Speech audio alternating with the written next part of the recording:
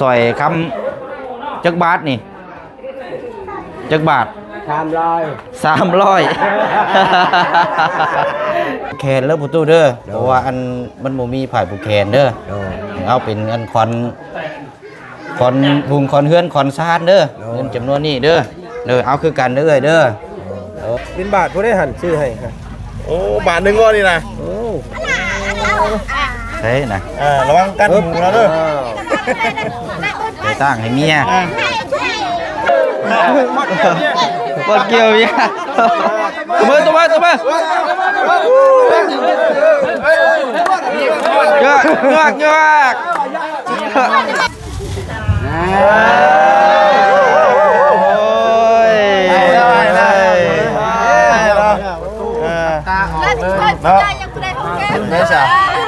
เอาหักแพงกันตั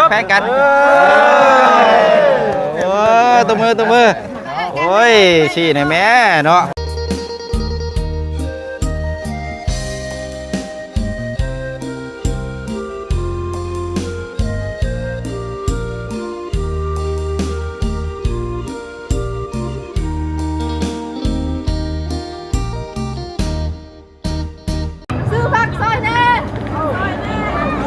โอ้บาทนี่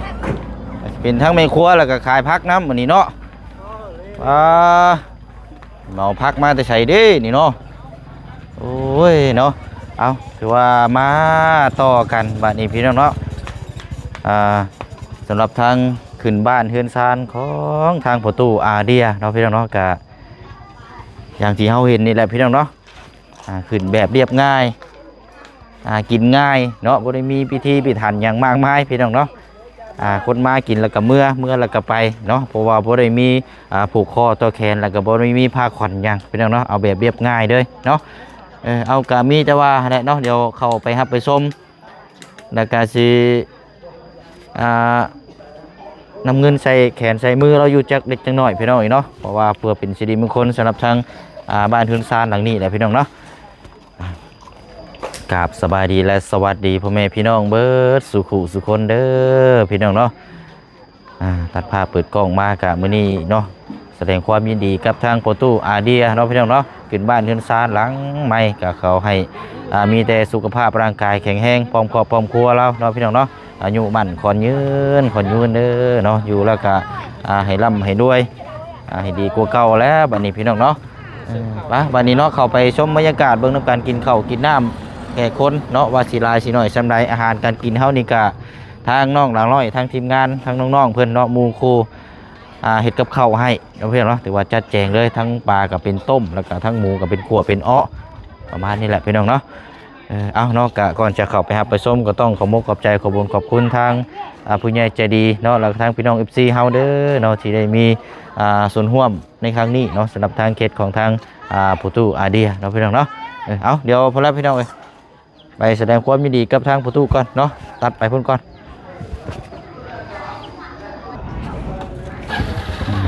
เนาะถือว่าแขกคนเริ่มทยอยเมื่อแล้วนี่พี่น้องเนาะบ่คอยลายปานใดเนาะผู้ไปผู้มาผู้เมื่อผู้ไปเนาะเอาก่อนอื่นเด้อเนาะพอดีทางบ่อบุญบ้านป่าเฮาพี่น้องเนาะก็มีของบริโภคเนาะเนื้ออยู่เนื้อกินสิมาแจกให้พ่อแม่พี่น้องสิมาร่วมงานขึ้นบ้านเฮือนซานของทางประตูอาเดียเนาะเอาอย่าพอเมื่อเด้อเด้อมีแนวเครื่องมาแจกเด้อภายเมื่อเดี๋ยวบ่ไล่เด้อเอารอถ่าจังน้อยกินอิ่มแล้วก็รอถ่าจังน้อยเด้อ ใช้ประตูอยู่ใช้นี่เถิงคุณบ่โอ้เอาเนาะให้อยู่เป็นถ้วยโพมถ้วยยางเขากินแล้วเขาเก็บแล้วก็แม่นจูดเลยพี่น้องเนาะบ่ได้ล่างบ่ได้ยังเนาะเนาะเป็นนี้ใดโอ้เย็นแท้นี่เนาะผู้เนาะเอาทางเงินพอลูกแพทย์เนาะใช้อันน้องแพทย์ไปใช้บ่ได้มานำบ่เอากินเนาะอยู่เทิงพี่ก็ยังโล่งลายอยู่เด้พี่น้องเนาะเต็มอยู่ ข้าวเมนูเฮานี่สิมีอยู่3อย่างเนาะมีต้มปลาแล้วก็ขัวหมูแล้วก็มีลาบมี2-3อย่างโอ้เนาะ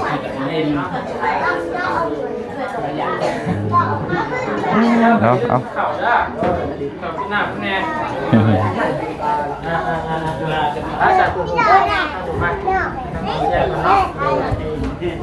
เป็นนี่ได้เนาะโดยเอาสบายดีทั้งเจ้าภาพเฮาเนาะเจ้าภาพจุงเจริญแขนซอยคำจักบาทนี่จักบาท300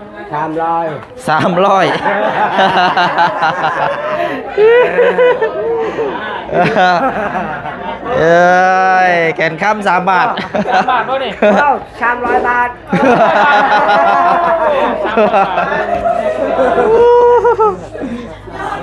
ล็อกไปพร้อมเนาะ ล็อกไปเลย เอาไปได้เลยมีตะแกรงพร้อม เรียบร้อย เรียบร้อย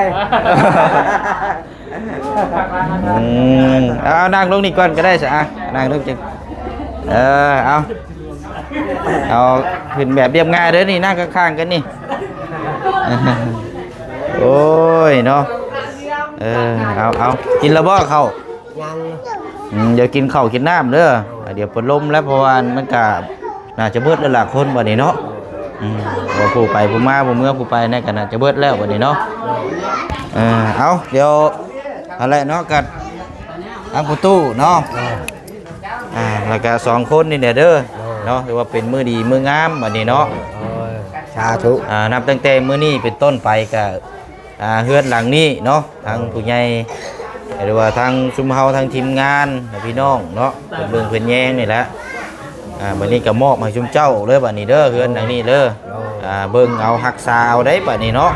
สาธุเบิ่งเอารักษาเอาฮักแพงกันได้เด้อบ่แม่นว่ามามื้อหน้ารถผิดกันลงไหวบ่ได้ได้เนาะคนละทิศคนละทางเอาให้เองได้เนาะบ่เฮ็ดได้เอาละอยู่กับลูกเต้ากับเบิ่งสอนเอาหั่นแหละบัดนี้เนาะยินดีนำเด้อพ่อตู้เด้อยินดีนำมื้อแรงก็พากันนอนอยู่นี่เด้อบัดนี้เนาะเสื้อผ้าหน้าแพ้ก็พากันขนมามานอนอยู่นี่ปักหลักอยู่นี่เด้อบัดนี้เนาะเป็นพื้นเป็นไฟโซลาร์เซลล์ก็ยกย้ายมาตอกใส่เนาะเพราะว่าบ่มีพิธีมันผูกแขนเนาะบ่มีเอาแบบเรียบง่ายเลยเนาะมีแต่ว่าเอาก็สิเอาเงินใส่แขนผูกแขนไปหน่อยเนาะเงินผูกแขนเพราะว่าเอาบ่ได้มีผูกแขนไม่ได้ว่าเอาเงินใส่มือเราเลยครับว่าเอาได้แน่เนาะ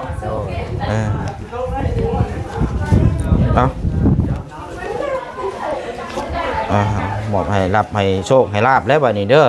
เฮาซอยเจ้าแล้วก็เจ้าซอยเฮาได้บัดนี้บอกเลขนำนี่เด้อฝันดีก็บอกกันได้บ่แม่นว่ามาโดดบ่ฝันหยังเลยบ่ได้ได้เนาะจัก6โตเด้อเฮาซอยเจ้าแล้วเจ้าซอยเฮาได้เด้อจังไปบ่รอดคือกันได้เนาะเอานี่ผูกแขนแล้วประตูเด้อเพราะว่าอันมันบ่มีผายผูกแขนเด้อเอาเป็นอันคอนบุงคอนเฮือนคอนซานเด้อเงินจำนวนนี้เด้อเอาคือกันเด้อโอ้ยเอาอะไรเนาะเอาใส่เป็นสิริมงคลในเฮือนหลังนี้เด้อสาธุเอาอยู่ดีมีแฮงเอาเนาะเอากอดกันให้พี่ให้น้องเบิ่งในหักแพงกันได้เอาขึ้นเฮือนซานหลังใหม่เอากักยังบ่พอซำนี่เนาะเดี๋ยวลงไปข้างล่างดีกว่าเนาะเพราะว่าทางมาบุญเพิ่นมาแจกเครื่องของแล้วลงไปแจกช่วยเพิ่นแหละซื้อไผ่ในเด้อเจ้าว่ายังเจ้าสิพรใช่บ่ป้าบัดนี้เนาะเดี๋ยวลงไปข้างล่างก่อนเอาอะไรเนาะป้าลงไปพุ่นละไปช่วยกันเนาะใส่ส้มกางเกงกันเนาะฮัดอิงติ้งอยู่นี่คักแง่ดิเนาะนี่ป้าข้าวต้มขนมเสร็จเรียบร้อยประมาณนี้แหละเนาะ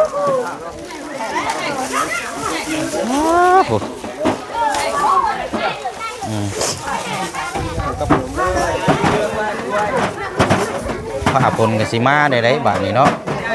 ม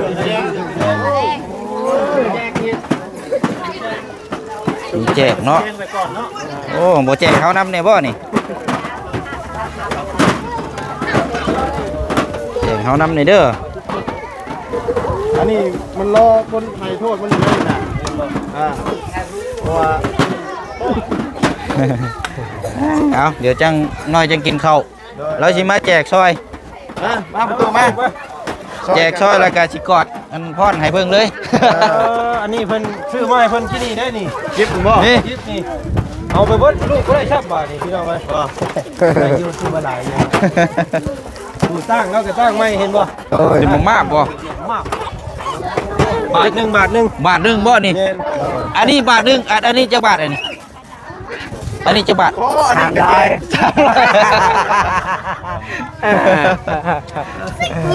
อันน่ะ ไปเนี่ยโจกบนได ขนมนี่3อันก็ได้เนาะพออย่างเนาะ เอาเนาะมีแจก สามอันของปลา โอ้เนาะ เออ สีมืองามเลยนี่ บาทนึงเนาะ หลายๆได้ อยู่นอกอากาศ ได้เบิดแล้วบ่มา ไ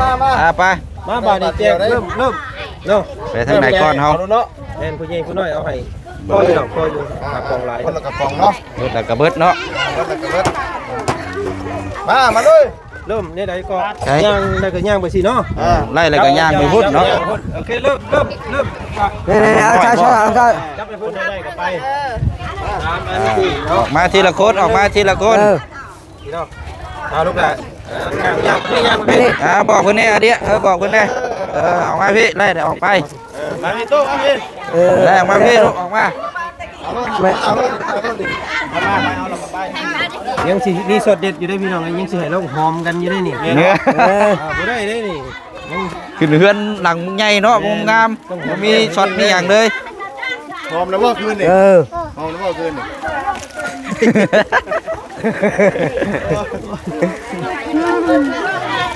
ไล่เราออกมาพี่ไล่ออกมา เดี๋ยวนี้เพิ่นเด้อ ไล่เราออกไปบัดนี้เด้อ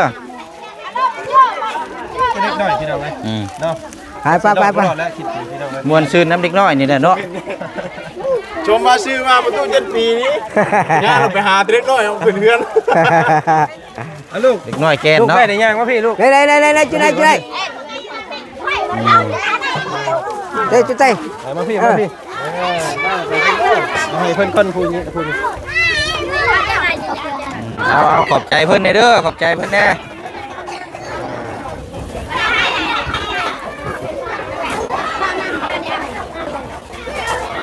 บ้านนี้เราสิทอดได้บ้านนี้ ขอตั้งคำนะ lúc เยี่ยม lại สุดแล้ว วางไว้มันเฮียได้เป็นบาทผู้ได้หันชื่อให้ครับ โอ้บาทหนึ่งก็นี่นะ โอ้ เฮ้ยนะ ระวังกันหูแล้วเด้อ ไปตั้งให้เมีย ด่างทองด่างทอง แจกปลากระป๋องให้ทั้งกันนะน้องเพิ่นจัดการนะจะง่ายเป็นภาษาเดียวกัน ได้กันครบก็เลยได้อีกทีนึงปองร้ายคนละปองได้กินนี่แล้วได้เอาเมื่อผ่าเคลื่อนอีกเนาะ ตู้นี่แกนเด็กน้อยเนาะเราเนี่ยเด็กน้อยมัก ตู้7 ปีเนาะ ตู้7 ปี น้อยทำกันได้ก็น้อย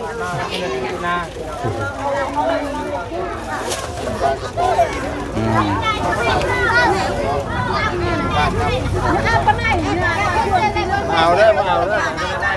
เด้อถึง เบิดแล้วเบิดเลยเด้อ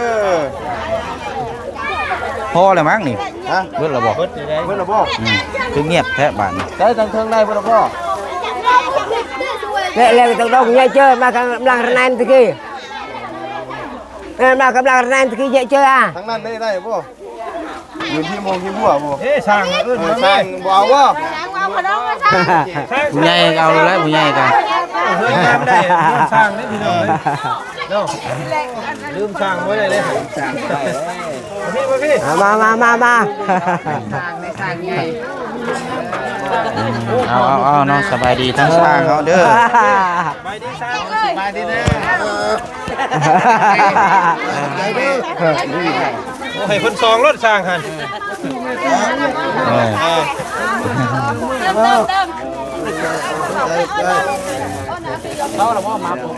ด้ này này này này này này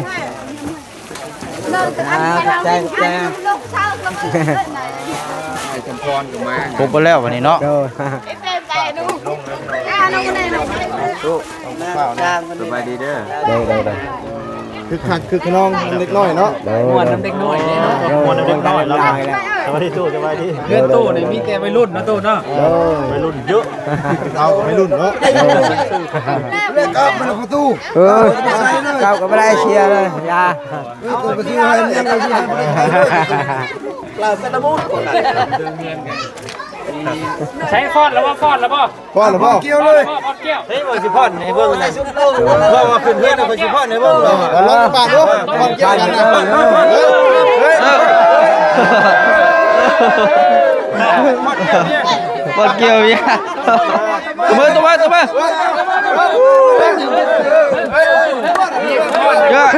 เยอะ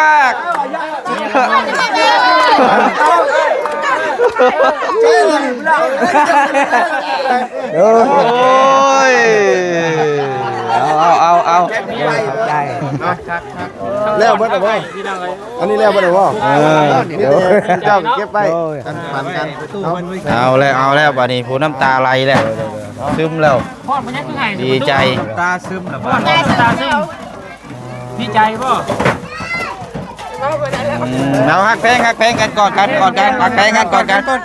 ฮักแพงกัน หอมแก้มนั่นแน่ โอ้ย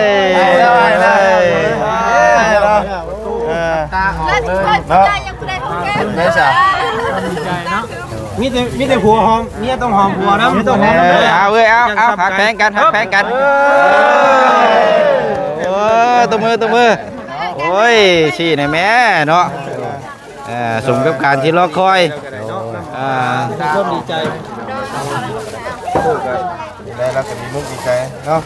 แต่เรียนงามนะ คิดมันหลายอย่างเลยเนาะบ่ได้ว่าสิมาฮอดถึงขนาดนี้ได้เราก็ เพื่อเห็นพุทธห้องน้ำน้ำบ่ แม่ของน้ำของน้ำแล้ว มีห้องน้ำอีกได้สนิท น้ำพ่อมีได้เก็บคนน่าจะจังนั่นเจ้าเลย เวลาทำก็ได้เนาะนี่ได้เรากันแล้วพี่ทั้งงามกับงามมันเดียว งามนี่ก็งามพวกก็รอเอื้อนก็งามตื่นตันแล้วเนาะ đây xa đi ใจน้องครับ ดีใจป่ะได้ขนมดีใจป่ะ นั่งนั่ง ขอบใจขอบใจเนี่ย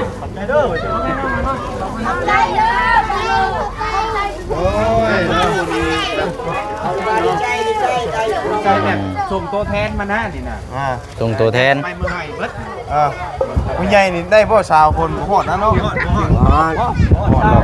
วันสิบเนาะว่าไปอยู่ป่าอยู่ดงมาแล้วส่งตัวแทนมา ตัวแทนมาเต็มเลยหอบเมื่อพ่อขนมมือนี่คักเกินประตูนี่อายุยืนยาวตู้เอ้ย rồi xả thụ ผู้เฒ่าอันเด็กน้อยแกนี่เพิ่นเว้าว่าโอ้ยโชคดีขนาดได้ได้อัน nghe là chạy dầu เอาเนาะที่วันแล้วเสร็จพิธีได้เนาะพอมันมีอีกเนาะ แล้ว มีแต่กินข้าวกินน้ำซื้อได้ เขากินน้ำ ข้าวกินน้ำแล้วก็มีแต่พากันกลับ เดี๋ยวว่าจันสิถามเลยวัน เฮ้ นี้ ยอย่างนอก เพราะว่า โอ้ตกใจแท้นี่ มาแต่เถื่อแล้วบ่เคยจื้อไผจักคนใด โอ้ สิให้เราถามสิให้เราถ้วยแต่ละคนนี่พี่น้องกันเนาะ โอเคเอา สิเริ่มจากผู้ใดเนาะก่อนนี่เนาะ ไล่ เริ่มจากอันเบาผู้นี้ก่อนไป เอา ซื้อในใดผู้นี้ เด้อป่าน ชื่ออยู่บ่ nhăn không ở đây chưa เอามีชื่อไผเอา ชื่อไผชื่อไผนำนี่ชื่อไผ ชื่อไผ ASEAN อา cả เซียง Milo มิโลไผอีกอะไร ไปอีก anh đi nè hao lườm là เราซื้อที่ไผได้บ่ไผอันนี้ hao lườm ลืมแล้วว่านี่คือเข้ามามื้อเช้านี่เข้ามา anh đi nó nhăn hao lườm anh đi hay cái tay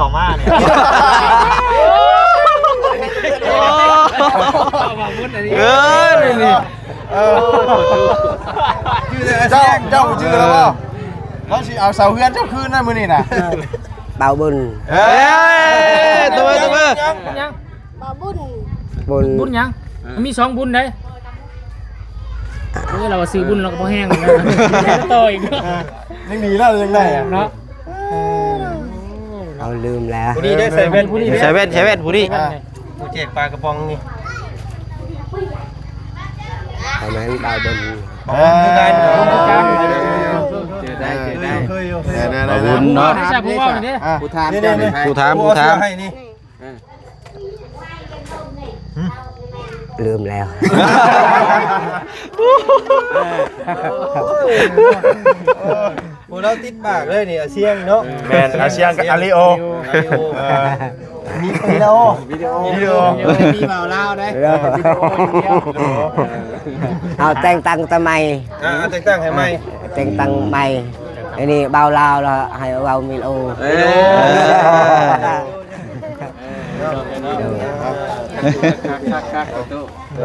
เข้าใจ เนาะเอาบ่ดีเด้อทางลูกหลานบ่มีหยังเด้อผู้ตู้เด้อเบิดสุขุสุคนนี่มีแต่ว่าหักแพงเด้อหักแพงคือเก่าคือเดิม โดย เนาะบ่มีหยังเนาะมีแต่ว่าเอาขอกอดน้ำแน่เด้อเอาหักแพงกันเด้อเอาพี่น้องเอ้ยหักแพงกันเด้อวันนี้เด้อร่ำรวยๆเด้ออย่าลืมเด้อเอาเฮาซอยชุมเจ้าน่ะเจ้าซอยเฮาเด้อบอกเลข6ตัวเด้อ โดยสาธุสาธุ จับชื่อก็บ่ได้เด้อบ่ ขนาดชื่อยิ่งไม่ได้เจ้าอยู่โบ เอาได้จักเทื่อเราให้โชคเนาะบ่แน่ได้ มันให้เราฮู้แน่ฉบับนี้เนาะอันนี้เบาเสียง เอาเนาะ เบาบุญสารวัตร บ่บุญสารวัตร อันนี้เบาบุญบัดป่า บ้านป่า อันนี้เบา มาหน่อยเชียงราย มาหน่อยเชียงราย เชียงราย นี่เบาเพิ่งเคยล่ะเบาเพิ่งเด้อเพิ่ง บ่เพิ่ง เพิ่ง แมนเพิ่งตอดนะ นี่เบาเบา อันนี้เบาลาว นี่เบาจันเด้อ เบาจัน คิดออกแล้วนะ เบาจัน ทนขึ้น เบาลาว เอา ความจำสั่นเนาะ เบาเพิ่ง เอา เบา เชียง เบาเชียง เบาน้อย เบาน้อย เบาเชียงราย มาเชียงราย เชียงราย เอาต่อมา บ่บุญ เอา บุญยังบุญยัง บุญยัง เบาบุญยัง สารวัตร บุญสารวัตรผู้นั้น อยู่พี่ นี่บุญสารวัตร นี่เบาบุญยัง นี่เบาบุญ อยู่ในป่านะ หมู่ป่า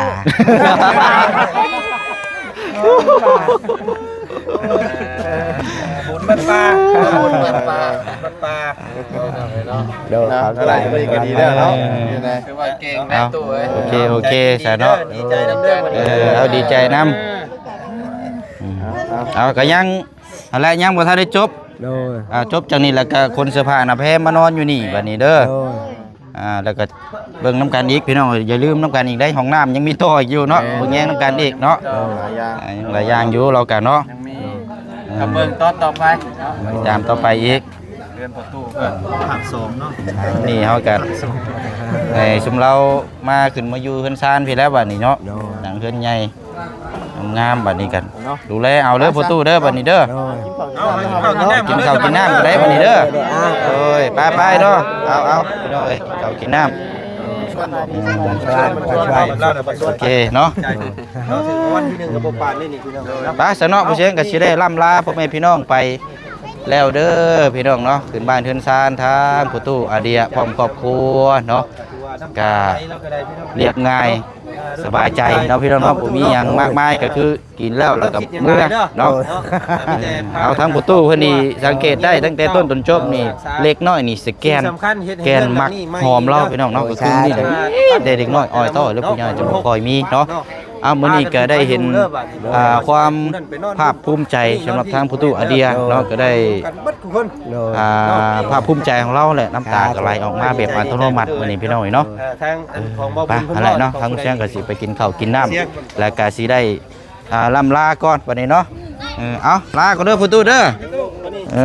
เอาอยู่ดีมีแห้งร่ำรวยเบิดสุขุสุคนเด้อพี่น้องเด้อบ๊ายบาย หาที่เข้าที่น้ำ